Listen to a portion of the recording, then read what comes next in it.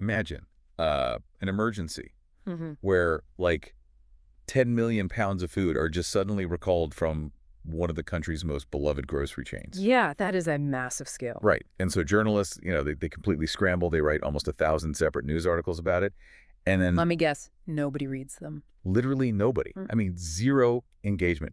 It's it's basically the exact moment the traditional, text-based press release officially died. Wow. Yeah, and it really proves that today we only actually process a crisis if it's, in video format. So welcome to the deep dive, everyone. Today we're unpacking an absolute masterclass in modern consumer behavior. We really are. And, to map out the shift for you, we're looking at some incredibly rich, granular I data. always love the data. Oh, absolutely. We have analytics dashboards from Pendulum, and this covers the week of March 20th through March 26th, 2026. Okay, got it. Yeah, and we're looking at that alongside a strategic data blog post that really breaks down the specific event. Right. And just to put our cards on the table for you right away, the event we're analyzing is a massive product recall by Trader Joe's. Right, the grocery chain. Exactly. We're talking about staples here, like chicken and fried rice, vegetable fried rice, and some of the brands they carry, like Taipei and Ajinomoto. Those are hugely popular, They really are. And the recall was triggered by potential foreign object contamination. which is always scary. Oh, terrifying. Specifically, glass and metal fragments. Hmm. But, right out of the gate, we really have to set the tone here. Yeah, I think that's crucial. Our goal today is not to bash Trader Joe's. I mean, this is a company with a historically massive, incredibly loyal following. Oh, for sure. People don't just, shop there. They basically build their whole weekly routines around those aisles. Exactly. And that context is just vital for what we're talking about. It is because, Trader Joe's usually handles their logistics and customer relations exceptionally well. Right. They're known for it. Exactly. So we aren't analyzing a bad brand here. We're analyzing a really highly stressful, high-stakes anomaly. And it's going to reveal a surprising shift in how we all process critical information in 2026. Okay, let's unpack this, because the data you're about to hear completely flips our understanding of traditional media on its head. It really does. So let's look at what the sources call the big paradox. Right, the paradox. And it starts with the sheer volume of text versus the actual human reaction to it. Okay, lay it on me. So during that week in March, Pendulum tracked exactly 1,000 total mentions of this recall across the internet. 1,000 mentions. Yep. And out of those 1,000 mentions, digital news sources, meaning traditional text-based articles, they generated 975 of them. Wow. Wait, so 97.5% of the initial output is just written words? Just text. Press releases, newswire updates, local news websites publishing text articles. You'd logically assume that's where the public is getting all their information, right? You would completely assume that. But the data tells a totally different story. Yeah. Those 975 text-based articles generated almost zero social engagement. Zero. Essentially flat. The public completely ignored the text. That is wild. The real story here is that 91% of all engagement, and we're talking over 102,200 individual human interactions. Right. That came entirely from video platforms. Wow. Yeah, Pendulum processed 5.1 hours of visual content across 806 posts just to track this panic. And just to be clear on the terminology for a second here, Bro. when we talk about engagement, we aren't just talking about impressions. Exactly. No. Because, impressions just mean a headline flashed on your screen for a microsecond while you were, doom scrolling. Yeah, just passively scrolling by. Right. Engagement means you actually stopped, clicked, liked, commented, or shared it to warn your family group chat. That's the perfect distinction. I mean, text articles might have generated some passive impressions, sure, but they drove no action. People just scrolled past. Exactly. Meanwhile, the dashboard shows Pendulum processed only 4 static images during this entire sweep. 4 images. 4. Versus over 5 hours of active video. That is insane. Mm. It's like getting a sterile text message Yeah. from the power company stating there's a localized blackout. Right. Versus actually looking out your living room window and watching the entire neighborhood go dark in real time. Oh, that's a great way to put it. The text informs you that an event occurred, sure, but the visual actually seeing the lights die, That is what actually spikes your adrenaline and makes you reach for a flashlight. Exactly. Text is informational, but video is visceral. Yes, visceral. And what's fascinating here is the absolute dominance of that visual-first consumer reaction. Right. I mean, we have officially moved past the era where a corporation can just issue a, polished PDF statement. Upload it to their website and call it a day. Exactly, and expect the public to actually feel informed. People are demanding to see the hazard with their own eyes now. Which makes sense, Yeah. especially with food. Totally. And the analytics tracking this are incredibly sophisticated now, too. The dashboards show that the engagement wasn't just driven by the titles or, like, the hashtags on these videos. Oh, really? Then what was driving it? It was driven by optical character recognition, or OCR, and automated transcripts.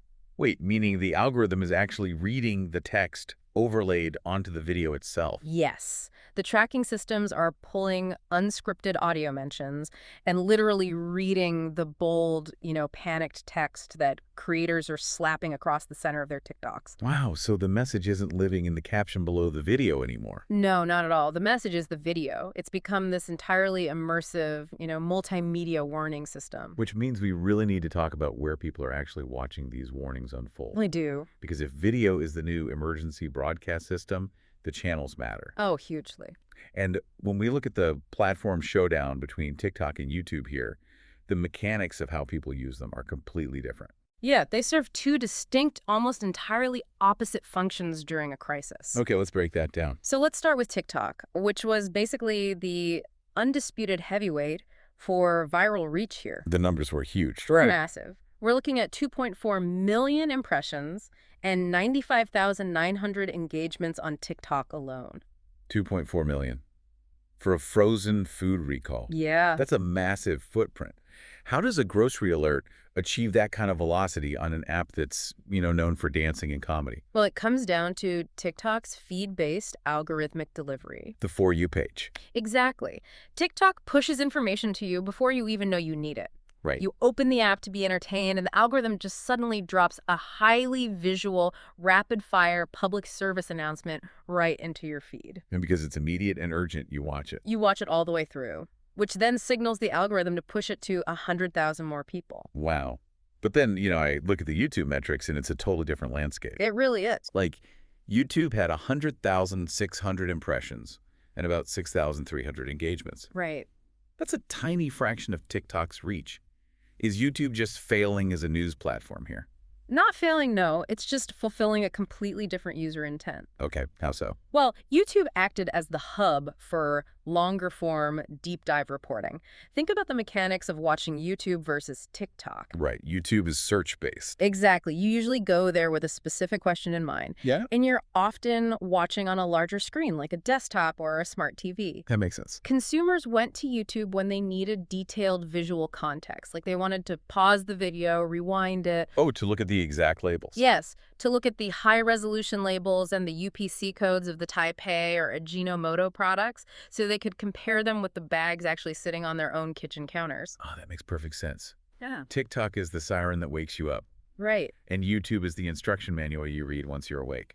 That is a brilliant analogy. But I'm looking at the creator data on the Pendulum dashboard, and there's a huge anomaly here. Oh, the creator shift. Yeah. Yeah. Usually, when a brand like Trader Joe's goes viral on TikTok, the platform is entirely dominated by lifestyle influencers. Usually, yes. It's people doing their quirky weekly grocery hauls, reviewing the new seasonal pumpkin snacks, that sort of thing. the standard influencer content. Right. But in this data set, the top creators driving those 2.4 million impressions aren't influencers at all. Nope. They're legacy, old-school news outlets. It's such a brilliant pivot by traditional media. Just to put the numbers to it for you guys. The account news, ABC News, drove 1.6 million impressions from just 2 posts. Just 2 posts? That's wild. ABC World News had over 519,000. NBC News pulled over 331,000. Yeah. Why did these traditional, polished legacy anchors suddenly dominate the hyper-casual, short-form space of TikTok for this specific event? Because of the severity of the information. Right, the glass. Exactly. This wasn't a debate about whether a new snack tastes good. This was a hard news safety cycle. Okay. When consumers are faced with a potential health hazard, specifically, the threat of ingesting glass or metal, They suddenly don't care about their favorite influencer's hot take. Right, they want the facts. They crave trusted, authoritative, factual confirmation, but, and this is the key, they still want that authoritative data delivered in the 60-second visual format they're already addicted to. Ah. So they want the classic network news anchor, but they want them stripped of the big desk, talking directly into a smartphone camera. Right. Legacy news outlets essentially co-opted the viral mechanics of TikTok. Smart. Very. They realized that during a panic, the TikTok algorithm heavily rewards watch time. Because you can't look away from a car crash. Exactly. If an ABC news anchor gets straight to the point, check your freezers, 10 million pounds of food recalled, people don't swipe away. They watch the whole 45 seconds. They do. And the algorithm sees that massive completion rate and just boosts the video into the stratosphere. Wow. Consumers are incredibly discerning. They know to use influencers for entertainment, but the second there's actual physical danger, they pivot straight to legacy institutions for verified data, even while staying on the exact same app. Okay, so they're relying on these trusted anchors to show them the physical danger on TikTok. Right. But seeing that danger, actually visualizing glass in their food, has to trigger a totally different psychological response than just reading a vague recall notice on a company blog, right? A completely different response. Which leads us right into the sentiment data. And frankly, the numbers here are terrifying. The sentiment analysis is just a massive data anomaly. Lay it out for us. So across all those mentions, all those millions of impressions, and all that engagement, Pendulum tracked a staggering 0% positive sentiment. A flat line. Literally zero. Wait, literally not a single positive metric registered. Not one. And, in the world of brand crisis management, a true zero is almost impossible to hit, even during a massive recall. Oh, yeah. As we established, Trader Joe's is a deeply beloved brand. Very true. Companies like that usually benefit from what's called a halo effect. Right, the goodwill they've built up. Exactly. They've spent decades building up this immense goodwill, so when they make a mistake, loyal fans instinctively jump into the comment sections to defend them. You see that all the time. You do. You usually see a wave of comments saying, "We still love you, everyone makes mistakes," or, "Thank you for being so proactive and pulling the product quickly." Right, so the brand advocates kind of act as a buffer against the negative press. Normally, yes. But that buffer didn't exist here. It completely vanished. Vanished. If we break it down by platform, Facebook showed the highest negative skew at 77%. Wow. Yeah. Meanwhile, Instagram, which generated about 700-800 engagements, showed deep, pervasive concern sweeping through its predominantly lifestyle-focused, family-oriented demographic. Okay, I have to play devil's advocate here for a second, though. Sure, go for it. Is it actually that surprising to hit a 0% positive sentiment? How do you mean? Well, I mean, a recall inherently means something broke down on the factory line, right? True. 10 million pounds of food are potentially dangerous. Is it even mathematically possible to have positive metrics in that scenario? Or is this just the unavoidable reality of bad news? That's a great question. If we connect this to the bigger picture, the 0% wall isn't just a reaction to the word recall. Okay. It is tied directly to the visceral physical nature of this specific contamination. The glass. Right. Think about the typical food recall. Usually it's for something invisible, like a potential listeria exposure. Right, or an undeclared soy allergen, something like that. Exactly. Or a slight mislabeling of an ingredient. Those are serious, heavily regulated issues, but they are entirely abstract to the average consumer. You can't see listeria. Right. But you can definitely see glass. Glass is not abstract. Glass is sharp. It is physical. It represents an immediate, bleeding, bodily threat that a consumer instantly pictures in their mind's eye. Oh, yeah. You just cannot PR your way out of glass shards in fried rice. Wow.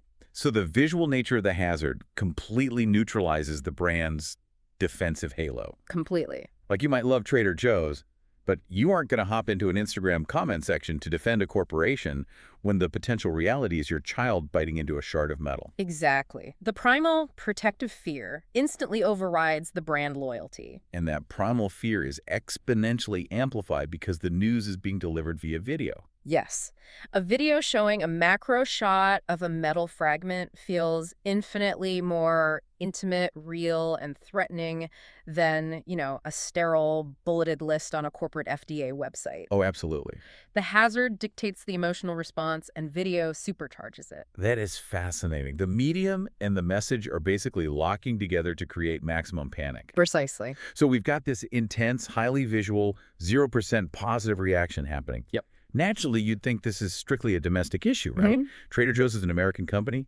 The food is in American freezers. You would think so. But when we look at the geographic footprint in the dashboard, the impact doesn't stop at the U.S. border. It really doesn't. Now, the data confirms that the raw volume is overwhelmingly a U.S. event. I mean, 924 of the mentions originated domestically. But here's where it gets really interesting, though. Yeah. If you scroll down to the demographic heat map, there are these distinct global ripples popping up in the data. Yeah, the global tracking is fascinating. We have 18 mentions in Canada. We have 8 in India. Right.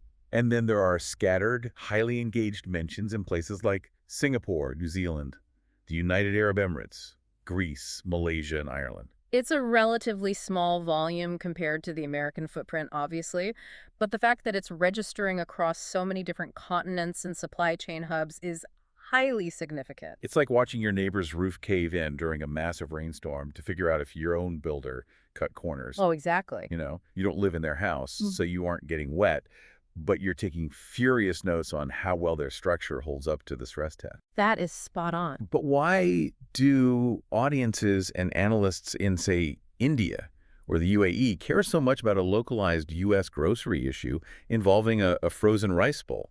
Because it's a window into the interconnected architecture of global supply chains. International audiences aren't just rubbernecking here. They are actively monitoring these high-profile domestic incidents as a real-time barometer for U.S. food safety standards overall. Wait, so they're treating Trader Joe's and its suppliers as a proxy for the entire American food export system? Exactly. The modern food supply chain is a massive web. Ingredients, packaging materials, machinery, they cross borders constantly. Well, it's never just one country. No. Yeah. A factory producing frozen fried rice for domestic U.S. brand might also be exporting raw agricultural materials globally or, white labeling products for a supermarket in Dubai. Right. So when a breakdown happens on this scale, and remember, 10 million pounds is a catastrophic logistical failure on the manufacturing floor. Huge. International observers pay very close attention. Who are these international observers, though? Is it just like random Canadian consumers, or is it industry people? It's a mix, but it's heavily skewed toward industry watchdogs, regulatory bodies, and competing global businesses. Okay, that makes sense. They are watching to see the mechanics of the crisis response. All right. Like, how long did it take the U.S. systems to detect the glass? Right. How quickly did the FDA and the brand report it? How transparent are they being forced to be on social media? They're essentially auditing our crisis response from afar. Exactly. It proves that in the digital age, a brand crisis is never really contained by physical borders. Wow. A localized issue with chicken fried rice in a suburban American grocery chain creates immediate ripples of doubt and regulatory scrutiny in entirely different hemispheres. That is wild to think about. Trust is fragile, and the whole world has a front row seat to watch how you handle the shattered glass. Man, what a picture that paints. Yeah. So what does this all mean for you listening right now? I mean, we've tracked the massive shift from passive text to aggressive video. We've seen how TikTok acts as the flashing red light, while YouTube acts as the deep dive instruction manual. Right. We've unpacked the terrifying reality of the 0% sentiment wall because of how visceral visual threats are. Yeah, the glass. And we've seen that the entire global supply chain is quietly watching how we handle the mess. So if we synthesize all these data points, what is the bottom line for the listener today? The absolute bottom line, which that strategic blog post completely nails, is that corporate crisis management has to fundamentally evolve. How so? If a brand is navigating a modern crisis, especially one involving a physical hazard, They cannot rely on the old playbook. The PDFs are dead. Completely did. Posting a written PDF apology or a text-heavy press release to a corporate newsroom is effectively doing nothing. It's shouting to avoid where 91% of your audience isn't even looking. Exactly. It's not enough to just be legally accurate anymore. You have to be visually present. You must respond on the exact same visual platforms where the panic is spreading, using the exact same visual language. So executive teams can't just hide behind text. No. They need to deploy short-form videos. You need to physically show, not just tell. Yes. They need to demonstrate what the analysis calls a search and destroy protocol for the consumer. Search and destroy. I love that. It's accurate. Don't just paste a 12-digit UPC code in a paragraph and expect a stressed-out parent to figure it out. Right, because nobody has the mental bandwidth for that. Exactly. Hold the specific affected bag of Taipei or Ajinomoto up to the camera. Point your finger to the exact spot on the back of the packaging where the lot number is printed. Visual instructions. Show them exactly how to identify the danger when they are standing in front of their open freezers at 8:00 p.m. That level of aggressive, proactive visual transparency is literally the only tool you have left to counteract that 0% sentiment wall. It is. The brand halo failed. Nostalgia failed. The only way to prevent long-term erosion of trust is to meet the consumer in their moment of panic. On the exact video app they are using to panic. And give them the visual evidence they need to feel safe again. Transparency and utility in a video format. That's the new baseline for survival in a crisis. It really changes how you look at the notifications pinging on your phone right now. It really does. So next time you hear about a product warning, a recall, or any kind of sudden public alert, I want you to notice your own instinct. Yeah, catch yourself in the moment. Exactly. Are you opening a browser to Google a written article? Or are you immediately swiping on your screen to find a video clip to prove to yourself that the threat is real? I bet it's the video. The data heavily suggests you're already swiping. And this raises an important question, actually, one that extends far beyond grocery store logistics. Oh, what's that?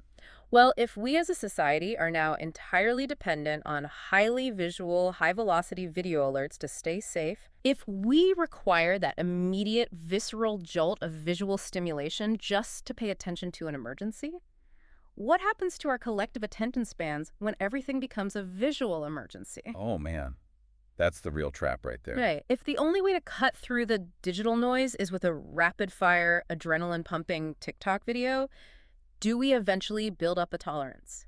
Will we become numb to the very format that is currently supposed to be saving us? Because if every alert in our feed is flashing lights, sirens, and, macro shots of danger, It all just blends in. yeah, eventually it all just blends into the background noise of the internet. Yeah. We might find ourselves staring right out the window at the blackout, watching the lights go dark, and not even bothering to reach for the flashlight anymore. Oh, exactly. That is a deeply heavy thought to leave you with, but an incredibly important one to mull over next time you're scrolling. Absolutely. Thank you so much for joining us on this deep dive. Stay curious, keep looking for the why behind the data, and we'll catch you next time.